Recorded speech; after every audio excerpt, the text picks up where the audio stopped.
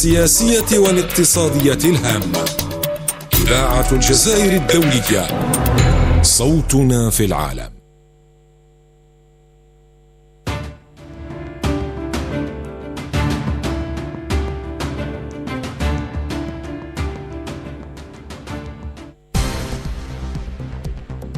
With Radio Algeria International, you will not miss a single major political or economic event. Radio Algeria International, our voice in the world.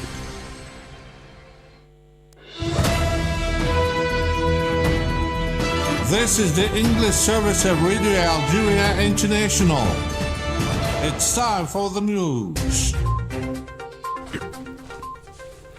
In today's top stories, the President of the Republic, Mr. Abdelmajid Tebboune, today started a working visit to Bashar province, during which he will inaugurate and inspect a number of development projects in several sectors. The Minister of Foreign Affairs, Ahmed Attaf, was received in Helsinki by the President of Finland, Alexander Stubb, in which the common will of the leaders of the two countries was highlighted to promote political dialogue and strengthen the bilateral economic partnership.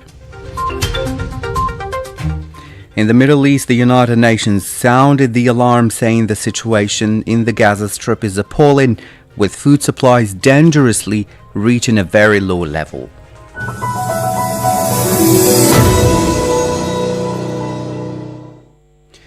Hello and welcome on Radio Algeria International. I'm Jamal Zmani.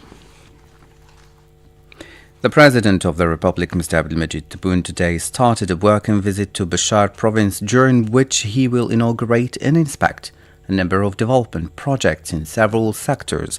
The President is accompanied by the Minister Delegate to the Minister of the National Defense, Chief of Staff of the People's National Army, Lieutenant General Said Shengriha, and a number of members of the government. The President of the Republic was welcomed upon his arrival in the province of Bashar by the Interior Minister, Mr. Ibrahim Arad, along with local civil and military authorities. The presidential plane was accompanied by the Falcons of the Air Force on its way to Bashar. As you followed in our top stories, the Minister of State, Minister of Foreign Affairs, the National Community Abroad, and African Affairs, Ahmed Attaf, was received in Helsinki by the President of the Republic of Finland, Alexander Stubb, as part of his official visit to this friendly country. Mr. Ahmed Attaf conveyed the greetings of the President of the Republic of Finland to the President Alexander Stubb, expressing his will to continue working together to develop relations of friendship and cooperation between the two countries. The meeting provided an opportunity to review ways of giving concrete expression to the common will of the leaders of the two countries to promote political dialogue and strengthen the bilateral economic partnership. The two sides also exchanged views on the growing challenges facing the international community and the prospects for contributing to efforts to preserve the multilateralism system. Ahmed Attaf held today one-to-one talks in Helsinki with his Finnish counterpart, Ms. Elina Voltonen, followed by an extended working session with members of the delegations from both countries. The meeting was an opportunity to review the relations of friendship and cooperation between Algeria and Finland, and to examine ways to promoting them in the light of the quality of the political dialogue between the two countries and the success of the joint investment ventures by a number of the economic operators. The two ministers also examined regional international developments, particularly in the Middle East and in the Sahel-Saharan region, in addition to the Russian-Ukrainian war, reaffirming the need to pursue the coordination of efforts aimed at promoting the values of peace, justice and freedom, the principles of international law and the objectives of the United Nations Charter. Meanwhile, Mr. Attaf held talks with the Finnish Minister of Foreign Trade and Development, Mr. Ville Tavio, in which the two sides assessed the various areas of economic cooperation, expressing satisfaction with the encouraging results of joint investment projects in the industrial sector, characterized by the sharing of technology and an increase in the rate of integration. Earlier, Mr. Attaf has had a one-to-one meeting in Stockholm with the Swedish Minister for Foreign Affairs, Maria Malmer, before holding a working meeting with members of the two countries' delegations. This meeting provided an opportunity to carry out an overall assessment of the various dimensions of the historical relations uniting the two countries, in anticipation of the celebration of the first Algerian-Swedish treaty concluded in 1729 between the Regency of Algiers and the Kingdom of Sweden.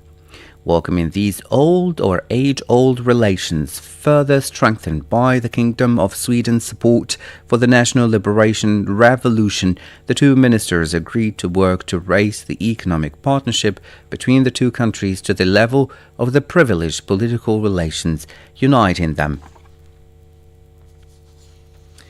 Now, the Director General of the Algerian Investment Promotion Agency, Omar Rakesh, stated yesterday in Algiers that the Algeria-EU Partnership for Sustainable Investment project launched at the end of 2023 with the aim of strengthening economic cooperation between both parties, particularly in the field of investment, has achieved positive results that have contributed to promoting Algeria as an attractive investment destination.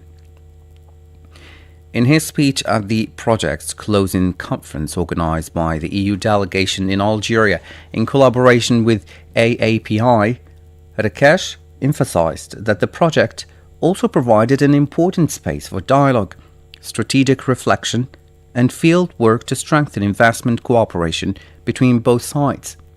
In the same context, Director General of the European Commission for the Middle East, North Africa, and Gulf countries, Stefano Sanino, hailed Algeria's 2025 finance law for opening up to international funding, calling it a key step towards stronger EU-Algeria cooperation and shared prosperity through investment, job creation, and the green transition. I would also like to highlight and commend the progress introduced in the 2025 Finance Law, particularly the openness to international funding for projects of national interest. This is a very positive signal that can enable the European Union and its banks to play a more significant role in Algeria. Investment is a strategic ally to strengthen economic sovereignty, create equality jobs, and support the green transition. It is also a means of bringing people closer together. That is why we are determined to continue on this path, convinced that together, as partners, as friends, and as neighbors, we can contribute to shared prosperity that benefits both Algeria and the European Union equally. That was Director General of the European Commission for the Middle East, North Africa, and Gulf countries, Stefano Sanino. The Secretary General of the Ministry of Foreign Affairs, the National Community Abroad and African Affairs, Lunes Megramen, has received Mr. Anino. And the meeting was an opportunity to review the state of relations between Algeria and the European Union and the means of further strengthening them, while affirming the commitment to give them a new impetus in the different aspects, political, economic, and human, with a view to building balanced partnerships according to the win-win approach, thus allowing the two parts to meet the challenges facing the Mediterranean region. The Secretary of State to the Minister of Foreign Affairs in charge of the National Community Abroad, Sofiane Shaib, has led the Algerian delegation attending the 163rd session of the Council of the Arab League at the level of foreign ministers, held at the headquarters of the League's General Secretariat under the chairmanship of the Hashemi Kingdom of Jordan. The details with Said Bouazi in this report. The proceedings of this session were devoted to examining developments in Arab issues, foremost among which was the Palestinian cause, which remains at the heart of the Arab nation, as well as the situation in Syria, Sudan, and Somalia, in addition to the Arab cooperation processes with regional and international parties. The meeting was an opportunity to reaffirm Algeria's unwavering commitment to the rights of the Palestinian people, particularly in view of the critical circumstances they are going through, while calling for an end to the aggression, Algeria's support for efforts to admit Palestine as a full member state of the UN and to establish an independent Palestinian state on the 1967 borders with Al-Quds as its capital. Emphasis was also placed on Algeria's commitment to strengthening joint Arab action and to enshrining the principle of solidarity in the face of regional challenges. After hailing Algeria's efforts as a non-permanent Arab member of the Security Council in support of the Palestinian cause, the Council of the Arab League welcomed the adoption by the United Nations Security Council of Algeria's guidelines on the financing of terrorism. It also congratulated Algeria on having successfully chaired the negotiations leading to the adoption of the Comprehensive International Convention on combating the use of information and communication technologies for criminal purposes. On the sidelines of the 163rd Ordinary Session of the Council, Soufiane Shaib took part in the meeting of the Arab Ministerial Committee in charge of Al-Quds, where he reiterated Algeria's constant position with regard to Al-Quds, as well as its support for international efforts to preserve its identity and put an end to the Zionist violations against this holy city. The Council of the Arab League at the level of foreign ministers has condemned the Zionist assaults and crimes committed against the Palestinian people, calling on the international community to exert pressure on the occupying power to force it to put an end to its illegal plans and practices in the occupied Palestinian territories. Mr. Sharfi has the details. In a resolution published by the 163rd session of the Arab League Council at the level of foreign affairs held on Wednesday in Cairo, the Council warned against systematic and illegal plans of the occupation aimed at increasing the number of Zionist settlers to 1 million, with the aim of creating a complex fait accompli that undermines the foundation of peace and the two-state solution and consolidates the apartheid regime imposed by the Zionist entity. It condemned the crimes of aggression and genocide that the illegal occupying power continues to commit against the Palestinian people for more than 565 days in Gaza, subjecting the Palestinian people to famine and to a deadly siege, which cuts off all the means of subsistence of the Gaza Strip, and to the systematic destruction of residential neighborhoods, hospitals, schools, universities, mosques, churches, vital infrastructure of health, relief and civil defense in the enclave, and other civilian property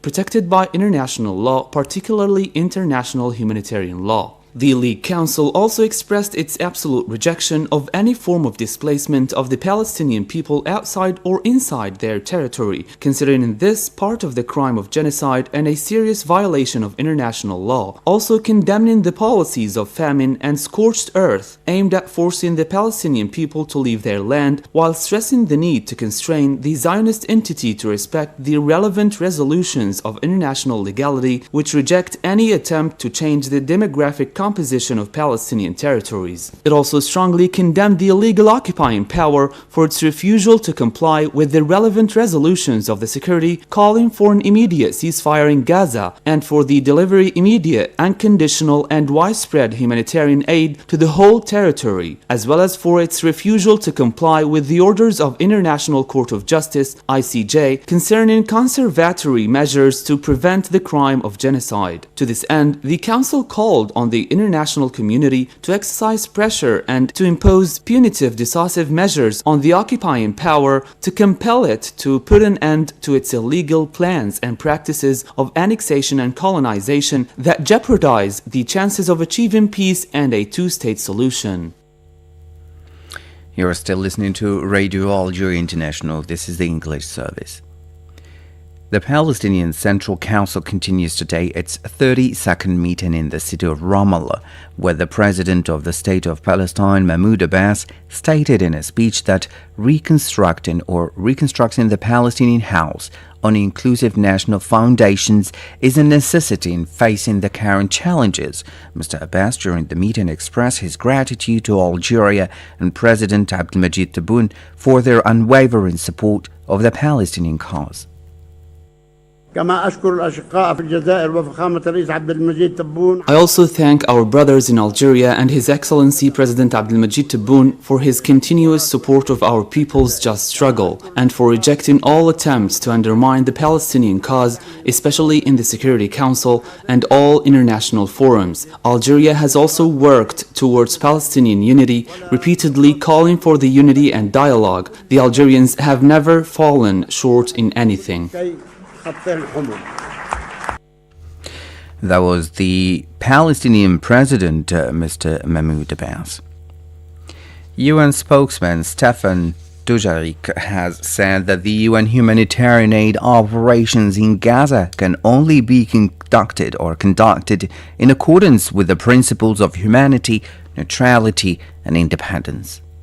Throughout Gaza, food supplies are running dangerously low and malnutrition is rapidly worsening. We of course call on member states with any influence to press for an immediate end to the blocking of humanitarian aid going into Gaza. We urge them to ensure that once again supplies are let in and can be distributed wherever people need them with full respect for humanitarian principles of humanity, neutrality, impartiality, and independence. Children are going hungry with reports of injuries during food distribution due to overcrowding and competition to try to get whatever food is available. Across Gaza, living conditions are appalling, as one can imagine.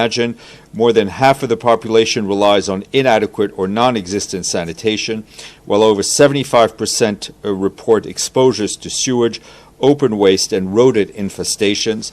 The public health risks are grave, especially for vulnerable groups, particularly malnourished children under 5, who are highly susceptible to waterborne diseases and infections. That was UN spokesman Stefan Dujarric. The emergency manager of the UN Relief and Works Agency for Palestinian Refugees, UNRWA, Louise Wateridge, has warned that displaced families in Gaza due to the ongoing genocidal Zionist aggression face an increasing public health crisis, while the occupier continues to block the delivery of humanitarian aid to the war-torn enclave. Said Bourazi reports. Louise Wateridge described an increasingly dire situation: malnourished children and families already exhausted by months of war, heat, unsanitary conditions, lack of drinking water, and limited access to health care. The waste is simply uncontrollable. Wastewater, rodent, pests, rats, mice move between structures where people take shelter, continued Mrs. Wateridge. As the temperature is rising, diseases are spreading. There are not enough medicines. UNRWA teams lead intensive cleaning campaigns, but their resources are running out. They have about 10 days left of pesticides. The stocks will run out, she warned. The deterioration of the situation is aggravated by the destruction of public health infrastructure in Gaza, devastated by a savage Zionist aggression since 7 October 2023. According to the United Nations Office for the Coordination of Humanitarian Affairs, OCHA, more than 30 vehicles essential for waste management, water supply, and maintenance of sewers were destroyed by Zionist airstrikes between 21st and 22nd April. In the past week alone, at least 23 Zionist strikes targeted tents housing internally displaced persons, killing dozens of people. OCHA noted that Gaza's health system continues to collapse, stating that more than half of healthcare facilities are located in areas subject to an evacuation order, which poses serious access problems for communities that are in urgent need. There is also a general shortage of drugs, medical equipment, and personnel, OCHA noted. Polisario Front's representative in Australia, Kamal Fadel, in an exclusive statement to Radio Algeria International, has confirmed that the Front's diplomatic missions were the ones who filed a complaint with the Washington Post requesting an apology and correction addressed to the Sahrawi people and the Polisario Front. This followed the misleading article published by the American newspaper regarding the Polisario Front's military activity. After the Washington Post issued an apology, Mr. Fadel had the following to say. The apology published by the Washington Post came after the Polisario Front officially requested clarification and an apology from the newspaper. While the correction is a step in the right direction, it does not absolve the paper of its ethical and professional responsibility for publishing false and dangerous information without giving the Polisario Front, the sole legitimate representative of the Sahrawi people, the right to respond, or at least verifying the claims through credible sources. The Polisario Front firmly denies these allegations and reiterates that it is a national liberation movement recognized by the United Nations and African Union and has never been part of any international conflict beyond the just Sahrawi cause. Mr. Fadel, who in person submitted the correction request to the newspaper, added that the Polisario has never carried out any military activities outside the Sahrawi territory which it defends against the Moroccan occupation. Algeria has participated in an Area Formula meeting which was convened by China on the impact of unilateralism and bullying practices on international relations. In a statement, Algeria's representative expressed concern about unilateral measures and sanctions in disputes that threaten global security.